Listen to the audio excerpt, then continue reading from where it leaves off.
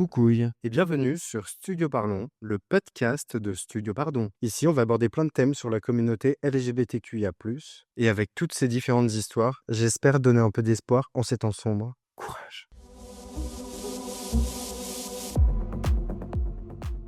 Aujourd'hui, on reçoit Elsa pour un épisode sur la PMA dans un couple lesbien. Bonjour Elsa. Bonjour. Est-ce que tu peux te présenter pour nos auditeurs? Alors, je m'appelle Elsa, j'ai 34 ans, bientôt 35, et j'ai ce projet PMA depuis fin 2022, donc depuis un moment. PMA, c'est Procréation médicalement assistée. Qu'est-ce qu'il y a comme différentes options? Insémination, FIV? En fait, ça comprend tout, ça comprend pour les couples hétéros qui n'arrivent pas à concevoir, ça peut être juste une stimulation avec rapport programmé. S'il y a besoin, ça peut être une insémination avec sperme de conjoint, si jamais ça marche pas la méthode naturelle. Ça peut être une insémination avec donneur, donc là c'est le sperme qui est déposé directement dans l'utérus. Et ça peut être la FIV. Donc la FIV, il y a une stimulation, donc c'est des piqûres, un traitement hormonal assez lourd. Ensuite, il y a une opération sous anesthésie locale ou générale, ça dépend des centres et des patientes, pour prélever les ovocytes. Ensuite, on mélange les ovocytes avec le sperme. Certains sont fécondés, d'autres pas, donc il y a des pertes, hein. Et ensuite, avec les ovocytes fécondés, donc certains deviennent embryons, et là, on peut mettre l'embryon dans l'utérus de la patiente. Moi, pour essayer de bien comprendre, ça veut dire on travaille en labo. Une fois qu'il y a un embryon qui est prêt à l'emploi, on l'insémine directement. Dans l'utérus. Donc il y a plus de chances de succès avec la FIV, parce qu'en fait, la fécondation a déjà eu lieu. Alors qu'avec l'insémination, il faut que la fécondation ait lieu. Mais la FIV, c'est plus invasif. Oui, bah tu dis il faut un traitement hormonal. C'est plus lourd. Quels sont les délais dans toutes ces différentes options? Alors en France, pour s'inscrire, si tu veux un don, si t'es en couple hétéro, c'est assez rapide, en quelques mois pour avoir un rendez-vous. Si tu veux un don, il faut t'inscrire dans un CECOS. Donc le CECOS, c'est Centre d'examen et de conservation des ovocytes et du sperme. Donc c'est pour tout ce qui est don de gamètes. Sachant que si tes ovocytes sont pas de bonne qualité, tu peux aussi demander un don d'ovocytes en plus du don de sperme. Ça veut dire que génétiquement, l'enfant, il n'est pas de toi, mais c'est toi qui me portes quand même. Donc voilà, il faut s'inscrire au CECOS. Là, on est sur des délais d'attente pour le premier rendez-vous qui sont autour d'1 an, sauf s'il y a des désistements. Donc ce qui est bien, c'est d'appeler régulièrement, parce qu'effectivement, tu as toujours des filles qui se désistent parce qu'elles ont rencontré un mec ou parce qu'elles ont changé d'avis ou parce que finalement, elles sont tombées enceintes autrement. Mais sinon, ouais, on est sur des délais d'attente d'environ 1 an. Et après, ça dépend des sécos. Ils annoncent il y a au moins 6 mois incompressibles entre le premier rendez-vous et le début des essais. C'est long, ouais, en France, si tu veux passer par la France. Après, tu peux te tourner vers l'étranger, tu payes, mais c'est plus rapide.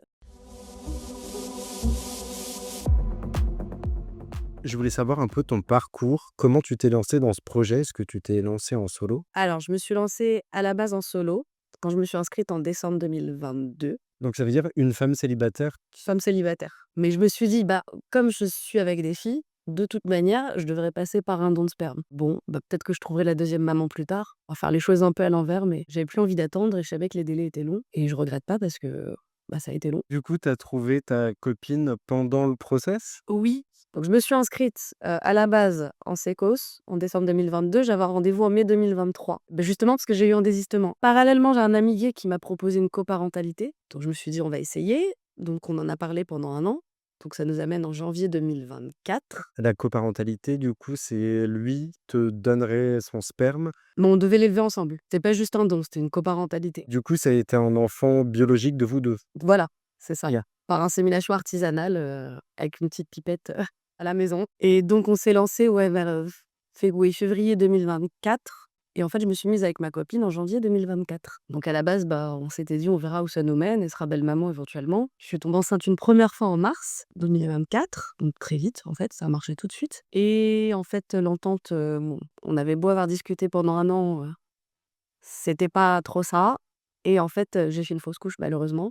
Donc suite à la fausse couche, bah, aucun de nous 2 n'a relancé l'autre pour reprendre les essais. C'est très dur une fausse couche pour une femme. Mais bon, quelque part, c'est que ça devait pas arriver comme ça. Avec le recul, je le prends comme ça. Ma relation avec ma copine est devenue plus sérieuse. Et là, c'est devenu un projet à 2 en couple. Maintenant, tu m'as dit que tu es en Là, je suis enceinte. 5e mois. Ouais, c'est ça. Comment ça se passe alors avec ta copine? Au bout de combien de mois vous vous êtes dit Moi, j'ai voulu reprendre tout de suite les essais. quand tu reprends, tu demandes un don de sperme? J'avais eu la bonne idée de ne pas me désister de ma procédure avec le sécos. Je m'étais dit, on ne sait jamais ce qui peut arriver. Donc je suis restée dans le parcours sécos. On fait tourner en bourrique. À chaque fois, je revenais, il me disait, bah, il manquait tel document, revenez dans 4 mois. Alors que, enfin, j'avais amené tout ce qu'il fallait, mais voilà, on avait oublié de vous dire, mais il faut ça, et il me redonnait un rendez-vous dans 4 mois. Donc ça m'a fait tourner en bourrique, j'en ne pouvais plus d'attendre. Donc j'ai décidé de passer par un site de banque de sperme danoise, mais sans partir à l'étranger. Alors c'est pas légal, hein, mais certains gynécos acceptent. Tu fais livrer le sperme chez eux et ils t'inséminent en fait. Des gynécos, de ville n'ont pas le droit de le faire, mais alors c'est très triste parce que après que je suis tombée enceinte, il y a eu des dénonciations à Lyon par une sage-femme, de gynécologue qui faisait ça, et la plupart ont arrêté depuis. Ouais, parce qu'ils veulent pas perdre leur licence. Ouais, parce qu'ils risquent gros en fait. Apparemment, ils sont poursuivis à Lyon pour trafic d'organes. Donc je savais pas que le sperme était un organe, Waouh! et ils prenaient des risques en fait. Ils le faisaient vraiment par croyance. Parce que justement, en France, on manque de dons de sperme? Bah, c'est ce que je croyais, mais d'un autre côté, alors là, la loi, elle a changé depuis 2021. C'est-à-dire que les donneurs maintenant ne sont plus anonymes. Mais on avait jusqu'en mars 2025 pour écouler, les dons de sperme qui avaient été faits sous l'ancienne loi, et en fait, ils ont toujours pas écoulé, les dons qui ont été faits avant 2021. Donc parce que moi, je pensais qu'on manquait de dons, mais d'un autre côté, s'ils utilisent encore des dons qui datent d'il y a plus de 3 ans, c'est que peut-être qu'on manque juste de personnel, enfin je sais pas, qui rendent le process plus difficile, pour être sûr qu'on est sûr de nous, je sais pas. Mais ça veut dire que le sperme peut durer aussi longtemps? Ah bah oui, il est congelé, donc ça peut durer, Après par contre, une fois décongelé, il vit dans le vagin seulement, 7 heures. Alors que le sperme «frais» entre guillemets, donc post-rapport, vit jusqu'à 5 jours. Donc c'est pour ça qu'il faut bien calculer une ovulation, voilà, faut pas se louper. On est à l'heure près. Quels sont les différents examens médicaux que tu as dû subir? Ah moi j'ai pas fait de stimulation, parce que comme ça avait marché naturellement une première fois, et que justement le bilan de fertilité était pas mauvais. En fait, ils m'ont laissé le choix, ils m'ont demandé si je voulais faire une stimulation dès le premier essai ou essayer d'abord sur cycle naturel, et j'ai préféré d'abord faire 3 essais sur cycle naturel parce qu'il y a un risque quand tu fais une stimulation, d'hyperstimulation d'une part, mais aussi d'avoir des jumeaux, et ça pour moi, je préférais pas. Un à la fois, c'est suffisant. Ouais, j'imagine. Donc j'ai pas fait de stimulation. Alors tu dois faire d'abord un bilan de fertilité. Donc, c'est-à-dire une prise de sang, on va calculer, ton AMH, ta réserve ovarienne. C'est une prise de sang à faire entre J2 et J5 de ton cycle, je crois, et une écho de comptage des follicules. Et ça permet, en fait, de voir un peu où tu en es niveau fertilité. Et là, ils te disent, en fait: «Bah, là, vaut mieux vous orienter vers une FIV parce que, bon, bah, c'est pas top», ou on peut faire, des inséminations. Là, il vaut mieux faire des stimulations ou pas, en fonction de ton âge et du bilan de fertilité. Et après, une fois que tu veux faire les inséminations, alors moi, ce que je faisais, c'était une première prise de sang à J8 pour suivre l'ovulation, parce que tu vois en fait les hormones où ça en est, et ensuite une prise de sang tous les 2 jours, voire tous les jours. C'était la gynéco qui me disait: «Bah, là, faut refaire, dans 2 jours, faut refaire demain», et éventuellement une écho, quand tu arrives vers l'ovulation pour voir où ça en est. Donc ça veut dire que c'est quand même assez invasif Je dirais pas invasif, mais ça prend du temps, ouais. Je pense beaucoup à ça du coup, parce que voilà, d'être donc tous les 2 matins au labo, d'attendre la réponse de la gynéco, et toujours avoir ton boulot à côté, j'imagine? ouais, bien sûr, il faut s'organiser, et après elle te dit, voilà, une fois que tu as ce qu'on appelle, enfin quand elle voit à ta prise de sang que tu vas ovuler, bah, elle te dit, bah, insémination demain à telle heure. Donc, bah, faut te rendre dispo, en fait. Ouais, si tu as une réunion, bon, ben J'ai essayé de faire en sorte que ça n'arrive pas, de jongler entre les 2. parce que toi, du coup, c'est quoi ton métier? Moi, je suis avocate En quoi? en pénal, droit de la famille, droit du travail surtout. Donc c'est vrai qu'il y a pas mal d'audiences, de déplacements, fallait jongler. Alors toi, tu dirais, quelles sont les charges émotionnelles de tout ce processus? Comment toi, tu l'as vécu? Comme tu dis, c'est voilà, tu es tous les 2 matins au labo, tu es en échange, tu attends les résultats, tu envoies la gynéco, tu attends sa réponse. Tu vas faire l'écho, tu fais l'insémination, tu dois attendre le test.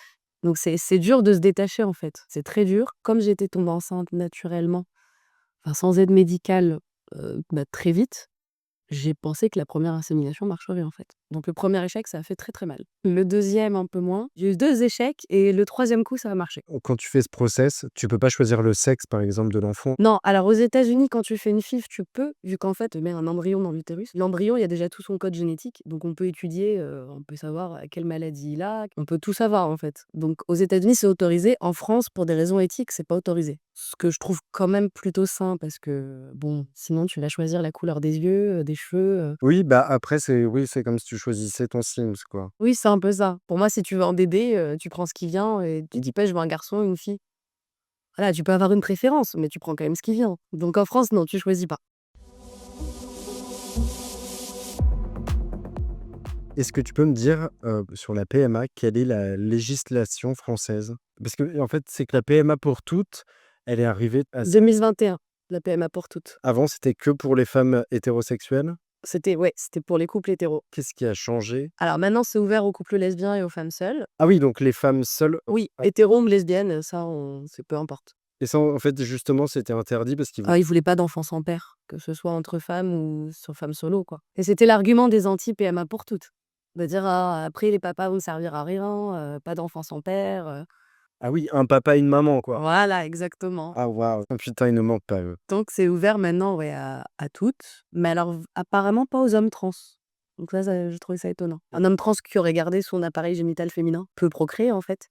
Moi, de ce que j'avais vu, c'est pas possible. Si à l'état civil, tu es homme, il peut pas avoir accès à la PMA pour toutes. À l'état civil, c'est un homme. Pour toutes, mais pas pour tous.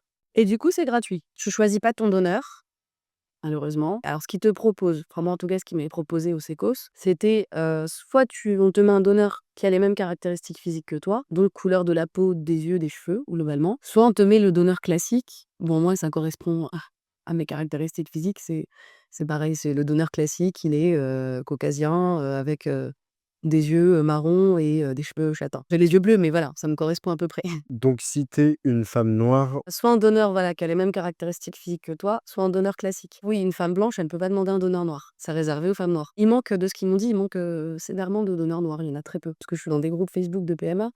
Donc certaines disaient, bah moi j'ai eu le premier avec un papa noir, donc j'ai un enfant métis. Le deuxième, je le fais seul, j'aurais voulu qu'il ressemble au premier, donc je voulais un donneur noir. Bah c'est pas possible. donc tu peux pas avoir un enfant métis. C'est uniquement un enfant, de ta couleur, Ou alors faut aller à l'étranger où là tu choisis ton donneur. donc comme la banque danoise, Exactement, là j'ai pu choisir. OK. Au niveau du processus, quel a été l'impact sur ta vie de couple? Bah, il y a un moment où je parlais que de ça. Je me suis rendu compte, je me suis dit: «Bon, ça va peut-être un peu la saouler», donc Tu l'as rencontré en janvier 2024, donc il y a 1 an et 2 mois. ouais, oui, c'est ça, un peu plus d'un an. Et je crois que c'était, ouais, après le premier échec ou par là, mais c'était si tu veux c'était omniprésent dans ma tête, donc et j'ai dû faire un mois, sans, parce que c'était le mois d'août et qu'il y avait personne à Paris et en fait, on est partis, ça m'a permis de prendre du recul et là, c'était bon. Voilà, là, tu te dis: «C'était pas plus mal, en fait». Pour mieux repartir après, mais voilà, un peu détachée, tombée enceinte en octobre, début octobre. Alors, est-ce que tu as eu un soutien de tes proches, famille, amis? Apparemment, tu es dans des groupes, Alors il y a les fivettes, c'est un groupe, Facebook? groupe Facebook. Alors là, il y a beaucoup de filles hétéros, qui sont en PMA pour des problèmes de fertilité. Après, il y a les PMA en solo, je crois, il y a l'association Maman Solo. Voilà, il y a plein de groupes, Facebook où là, tu trouves plein d'infos, ils mettent plein de fichiers et voilà, tu peux trouver aussi du soutien, tu peux trouver des réponses à tes questions. Ça m'a quand même aidée. Sinon, oui, mes proches, ouais, super, vraiment au top.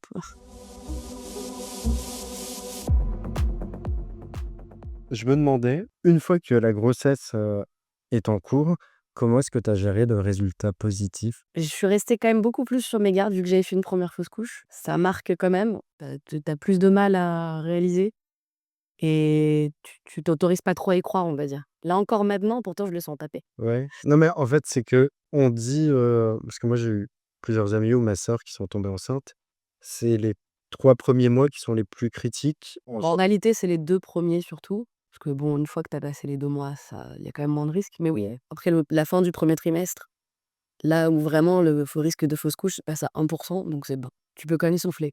Mais c'est vrai que même là, à 5 mois, j'ai encore du mal à je m'autorise pas trop, en fait. Tu le ou la sens en train de bouger? Alors c'est un petit mec, je le sens bouger, ouais. Ouais, ouais, je le sens. Ah ça, ouais, c'est mon ventre s'est transformé en boîte de nuit. C'est assez cool. Moi, j'aime bien. Mais malgré ça, voilà, je garde un peu de Ouais, tout va bien se passer. Comment est-ce qu'on se prépare à devenir maman? Comment ton appart a changé? Qu'est-ce qu'on achète? alors pour l'instant, rien. Moi, parce que pareil, superstition, tout ça. Quand ma copine veut qu'on prépare tout avant, c'est le sujet de pas de dispute, mais de discorde. Donc je lui dis: «Écoute, pourquoi pas, mais on laisse tout à la cave». Parce que je me dis: «S'il se passe un truc, tu reviens de la maternité sans bébé, tu as la chambre, tu as tout qui est prêt, bon, c'est horrible, quoi». Alors nous, on a de la chance, c'est qu'elle, elle a 6 frères et sœurs et un demi-frère, mais les 6 frères et sœurs ont tous des enfants, donc on va récupérer plein de trucs. Donc ça, c'est super. Je commence à regarder, ouais, ce qu'il faut, ce qui serait bien d'acheter, et cetera. Comment ça se passe au niveau de l'administration pour la reconnaissance de l'enfant? Alors, moi, comme j'étais en parcours, solo, alors je leur ai pas dit que je m'étais mise en couple parce que bon, voilà, je voulais pas qu'ils me fassent, des histoires. Donc en fait, tu dois aller chez le notaire, faire un acte, d'acceptation de PMA, enfin, je sais plus comment on dit. Mais en gros, c'est pour qu'aucun mec ne puisse reconnaître, ton enfant, s'il en a envie. Parce qu'en fait, la reconnaissance par le papa, c'est juste une démarche en mairie. N'importe qui peut reconnaître ton enfant. Voilà, donc c'est pour éviter ça. Donc j'ai dû signer ça et après je me suis dit: «Bah non, on veut être 2 mamans» et sauf qu'en fait, de ce que j'ai vu, tu peux faire une reconnaissance anticipée pour la deuxième maman, mais il faut que ce soit avant la conception. Donc nous, on est trop tard, donc ce sera une procédure d'adoption, qu'on lancera à la naissance. Je me demandais au niveau des donneurs, est-ce que l'enfant, une fois arrivé, il peut demander qui est le donneur? Alors en France maintenant, du coup, oui. Moi, je suis passée par l'étranger et sur, la banque de sperme danoise, tu as plusieurs donneurs. Tu as ceux qui sont d'accord, ceux pas d'accord. Donc les dons de ceux qui sont d'accord coûtent plus cher, mais j'ai préféré, je me suis dit: «Je laisse» peut-être qu'il aura pas envie, hein, mais je lui laisse l'option ouverte, voilà, ce sera son choix et donc oui, s'il a envie, à sa majorité, il peut contacter le donneur. Enfin, il peut avoir, ah oui, voilà, ses coordonnées, son identité. Et en France, maintenant, c'est C'est que non anonyme et j'ai peur que ça bloque, que certains, du coup, ne veuillent pas donner à cause de ça, en fait. C'est ce que je me dis, hein, je sais pas. Peut-être que certains, ça les dérange pas de donner, mais ça les dérange d'être contactés dans 18 ans. Donc j'ai peur qu'il y ait moins de dons, du coup, je sais pas trop. Je pense que c'est bien de laisser l'option, en fait, aux donneurs et après, aux femmes. Voilà, est-ce que tu veux un don anonyme, non anonyme?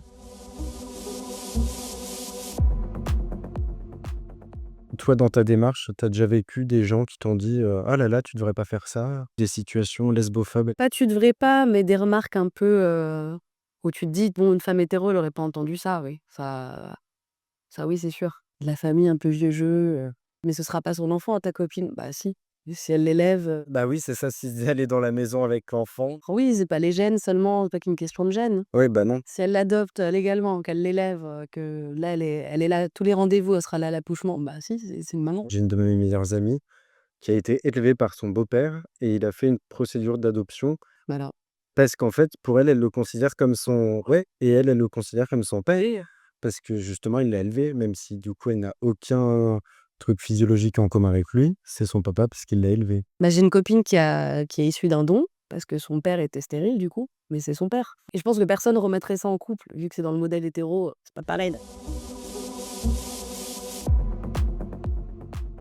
Toi, qu'est-ce que tu dirais à une femme qui voudrait se lancer dans la démarche PMA? Bah, de pas attendre, parce que c'est long. Enfin, ça dépend, si elle passe par l'étranger, c'est plus rapide. Ça dépend en fait, ça dépend de son âge. Si elle a déjà un certain âge, bah, plutôt de se tourner vers l'étranger. Si elle a le temps, même en fait, même si elle doute, elle peut s'inscrire Elle pourrait faire un désistement et au pire, voilà, tu désistes, au pire. qui donnera un rendez-vous à une autre. Exactement. Comment ça se passe si tu veux faire la PMA à l'étranger? Quels sont les pays? Alors il y a l'Espagne, mais l'Espagne, c'est que des donneurs anonymes, mais l'Espagne, c'est vraiment le nec plus ultra, hein. C'est ils sont au top, c'est les meilleurs résultats. Donc c'est quoi, cet hiver, tu prends 15 jours de vacances et tu restes là-bas? Alors comme je suis pas partie, je sais pas exactement. Je pense que tu fais les examens en France. Et après tu voyages, pour l'insémination pour, ouais, quelques jours avant, parce qu'en fait, tu sais pas quand ton ovulation elle tombe exactement donc pour la FIV, j'imagine que tu dois partir pour la ponction et le transfert qui a lieu une dizaine de jours plus tard quand même donc je sais pas si tu restes là-bas, si tu comme tu dis, tu prends 15 jours, je sais pas trop. C'est vrai que j'ai pas eu à le faire donc Portugal aussi, je crois qu'il y a des donneurs, ouverts, enfin non anonymes du coup. Je sais qu'il y a la Tchécoslovaquie, il y a le Danemark. Bah, voilà, moi, c'est les pays dont j'entends le plus parler, pour les PMA à l'étranger. Quand tu fais la PMA à l'étranger, c'est obligatoirement cher? Ouais, c'est assez élevé, faut compter sans les déplacements, hein, l'hôtel, l'avion ou le train ou le bus, les voilà, les dépenses sur place et cetera. C'est à peu près 1 000 € pour une insémination et la FIV, 4 000-5 000 €. c'est un budget. Mais moi, c'est ce que j'ai payé, même là, là, j'ai pas payé les voyages, mais pour avoir, donc ça s'appelle la paillette, on appelle ça la paillette beau sperme. Mais pour une paillette avec le transport, parce que c'est transporté dans de l'azote liquide, c'est tout un truc, j'étais à, ouais, 1 200 € par essai, hors frais médicaux, juste pour la paillette. C'est un budget, c'est sûr. En France, tout ça, c'est pas payé par la sécu? J'ai fait le parcours entre guillemets «illégal». Avec le Cécos, c'est gratuit, mais faut attendre. Moi, je m'étais dit: «Je m'inscris, de toute manière, même si je suis pas prête à essayer tout de suite, je m'inscris et puis on verra». Et en fait, une fois que tu es inscrite, tu qu'une hâte, c'est que ça démarre. Comme toi, en fait, on peut très bien le démarrer célibataire et Oui. que ça devienne un projet de couple. Après, je sais pas si tu le dis au Cécos, est-ce qu'il faut recommencer ou pas? Ça, je sais pas trop. Et je me demandais l'inverse, si tu fais le process en couple, mais tu te sépares de ta conjointe. C'est une bonne question. Je sais que pour les couples hétéros, faut reprendre un parcours seul parce que tu auras besoin d'un don et que, par exemple, si tu as eu des embryons issus d'une première FIV, pour, faire un transfert d'embryon, faut l'accord des 2, ce qui est normal quand même, parce que ça met au monde un enfant potentiellement. Donc pour les couples hétéros, c'est sûr, faut recommencer. Après, si tu démarres avec ta femme, que tu dois porter, mais que finalement vous vous séparez, est-ce que tu peux continuer seul? C'est une bonne question. Si tu as fait, déjà l'acte devant le notaire comme quoi il y aura 2 mamans, si vous vous séparez, je suis pas sûre que ce soit possible sans l'accord des 2. J'ai pas la réponse. Maintenant, on va passer à un petit jeu. Comme tu es enceinte de 5 mois, c'est un je n'ai jamais. Du coup, il y aura pas de shot. Tu as le droit de manger des bonbons. Oui, heureusement. Alors, le jeu, je n'ai jamais. Je n'ai jamais menti pendant un podcast. Non. Je n'ai jamais couché avec un mec. Non, si. Moi aussi. Ah bah oui, toi Du aussi. coup, Ah, ils sont bons! ils sont trop bons. J'ai envie de perdre juste pour en remanger un. Qu'est-ce que je pourrais te poser comme question où tu vas perdre? Mais oui, ils sont trop bons. On va pas faire la promo, mais sauf si Haribo veut me sponsoriser. C'est des bonbons qui piquent et il y a même ceux-là que j'ai achetés. Est-ce que tu te souviens des bonbons de notre enfance? Mais ouais, Framboise. je me souviens très bien. Meilleure, c'est une tuerie. Je n'ai jamais couché avec une fille. Bah, je crois qu'on mange tous les 2. Oui. Mais toi, ça date, non? Ouh là! Moi, remonte à mes 17 ans, je vais en avoir 35. Ah oui. 8, 16, 24, 32. Ouais, bah, plus de la moitié de mon âge, mon Dieu. Ah ouais. Et toi, du coup, j'imagine beaucoup moins? Ça date, non? Je n'ai jamais fait quelque chose d'illégal en France. Ah bah si. Bah attends, quand même, hein. Frauder dans le métro, ça compte ou pas? Ouais, oui, bah, tu fraudes le système, ouais. Pour venir d'ailleurs, Non, là, je passe, quand même. Là, avec le bidon, je peux plus me faufiler, au plus possible. tu penses que justement tu peux jouer la carte de la femme enceinte? Genre, s'il vous plaît. Bon, je pense qu'ils s'en foutent. Ils veulent prendre l'argent, c'est tout. Ah ouais. On a fini le je n'ai jamais. OK, Et on va maintenant passer au jeu qui a dit. OK. Alors, qui a dit allô maman bobo? C'est Alain Souchon? Qui a dit like a virgin? Ah ça, c'est Madonna. Qui a dit abracadabra amorunana? Je sais pas, mais ça ressemble beaucoup à du Lady Gaga. Ah mais bravo, c'est la dernière chanson qu'il a sortie. Ah ouais, bah, ouais, c'est mais il y a qu'elle pour dire chanter ça, hein. Oui, c'est vrai que ça rappelle grave le la ra Ouh là ah, ah, là! ah, ah. Qui a dit j'irai chercher ton cœur Ah, c'est Céline. si tu l'emportes? Ah oui. Bravo. Ah ça, c'est On va faire un petit résumé de l'épisode. Alors aujourd'hui, on recevait Elsa qui est avocate et qui s'est lancée dans un parcours de PMA, d'abord en femme célibataire, désormais en couple avec sa compagne. Vous êtes mariés ou pas? non, pas encore. Non, mais mariage, on veut, mais je veux pas me marier grosse, donc ce sera après l'accouchement et quand j'aurai perdu le poids de grossesse. Puis je veux pouvoir boire une coupe de champagne quand même, aussi. Avant, il fallait être marié pour pouvoir adopter l'enfant de son conjoint ou de sa conjointe, maintenant non. Donc ça Ah oui, tu es quand même obligé de faire la démarche d'adoption. C'est pas genre on se marie, du coup elle peut prendre. ah non, non, de toute manière, il faut adopter. Mais avant, il aurait fallu être obligatoirement marié pour qu'elle puisse adopter. Maintenant, non, donc on a le temps. Elsa, elle a commencé son parcours en 2021, 22. 2022. Et oui, tu as commencé à y penser en Oui. 2021. Tu as lancé le process en 2022. Et là, tu es enceinte de 5 mois. Et bah, du coup, je te souhaite le meilleur pour cette grossesse et que tu puisses boire une coupe de champagne juste après. Merci. À la maternité, tu vas demander à ta meuf de venir avec une bouteille. Ouais, ou des sushis ou un truc, tu vois? Ou un vieux gros camembert ou Ah oui, parce que du coup, d'être enceinte, Il y a plein d'interdits. Les poissons fumés et crus, donc pas de sushi ni rien, ou les viandes, saignantes ou autres, tu oublies et les fromages, il faut qu'ils soient pasteurisés et il faut enlever la croûte. oh là là. Faut jongler, quoi. C'est pareil, le bon café, j'en bois pas, mais il faut limiter. Tout ça, c'est assez récent parce que j'ai l'impression que nos mamans, je crois que ma mère, elle fumait, Oui, oui, oui, ma mère aussi a fumé, mais bon. mais j'ai l'impression qu'avant, il y avait quand même moins de. Quand même les restrictions alimentaires, là, je crois que ça existait. Après, est-ce que c'était appliqué à la lettre? Je sais pas. Mais c'est vrai que oui, sur le tabac, c'était plus flex. Est-ce que tu as déjà le prénom? On en a certains en liste, mais c'est en cours de discussion. Bah écoute, je te souhaite le meilleur pour la poursuite de ta grossesse. Merci. Merci à toi d'avoir écouté cette histoire. J'espère que ça t'a plu. Alors n'hésite pas à partager ce podcast et à faire tes retours en commentaire. Et je te dis à très vite pour un prochain épisode.